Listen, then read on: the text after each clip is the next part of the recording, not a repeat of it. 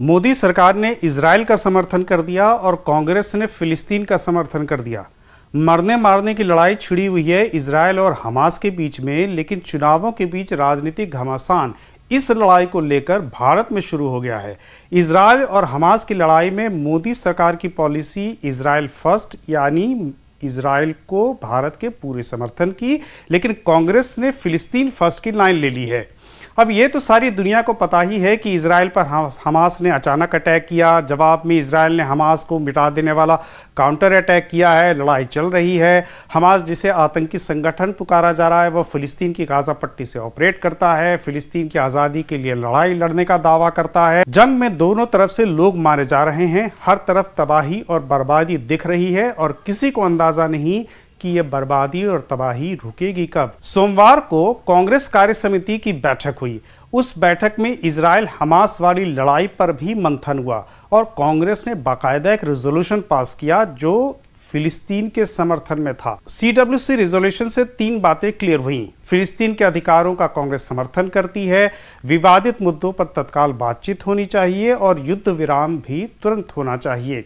CWC की meeting से पहले जयराम रमेश ने इजराइल के लोगों पर हमले की निंदा की थी, लेकिन CWC रिजोल्यूशन का मूड थोड़ा अलग है। फिलिस्तीन का समर्थन कांग्रेस पार्टी की बहुत पुरानी लाइन है, जिस पर वो आज भी कायम है। कांग्रेस सत्ता में रही हो या विपक्ष में रही हो, कांग्रेस फिलिस्तीन के साथ खड़ी रही।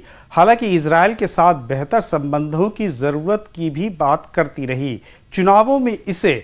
इस चुनाव में इसे मुसलमानों के लिए कांग्रेस के मैसेज के तौर पर देखा जा रहा है, क्योंकि फिलिस्तीन एक मुस्लिम बहुत टेरिटरी है जहां मुसलमानों की आबादी 90 to 95% तक मानी जाती है।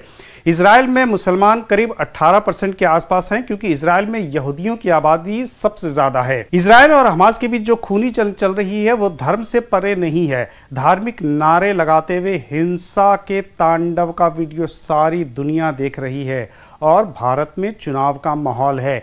इसलिए कांग्रेस ने बेहद सतर्कता से स्टैंड लिया है। 7 अक्टूबर को हमला होते ही पीएम मोदी ने ट्वीट करके इजराइल का समर्थन किया, लेकिन कांग्रेस को रिएक्ट करने में 24 घंटे लग गए। 8 अक्टूबर को जयराम रमेश ने ट्वीट किया, हमले की निंदा की और 9 अक्टूबर को CWC का रेजोल्यूशन आया जिसमें फिलिस्तीन का समर्थन किया गया। कांग्रेस फिलिस्तीन के साथ है, लेकिन मोदी सरकार के उस स्टैंड के खिलाफ नहीं बोल रही है जिसमें इजराइल का समर्थन किया गया और हमले को आतंकवादी हमला कहा गया था। चूंकि कांग्रेस विपक्ष की पार्टी है, इसलिए ऐसी उम्मीद थी। हालांकि कांग्रेस इजराइल और फिलिस्तीनियों के बीच संघर्ष पर सरकार के रुख से हमेशा सहमत नहीं रही है और 2021 में भी कांग्रेस ने ये असहमति जताई थी।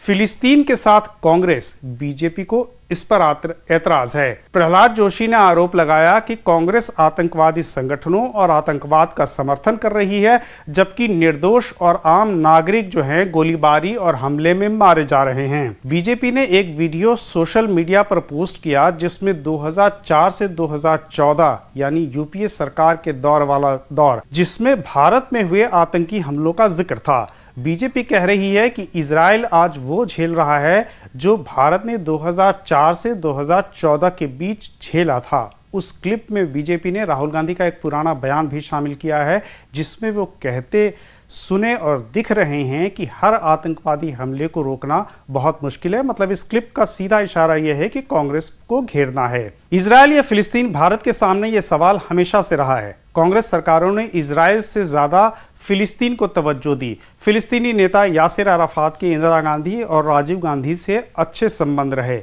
यासिर अराफात फिलिस्तीन मुक्ति संगठन यानी PLO के हेड थे, जिसे कांग्रेस सरकार ने मान्यता दी हुई थी।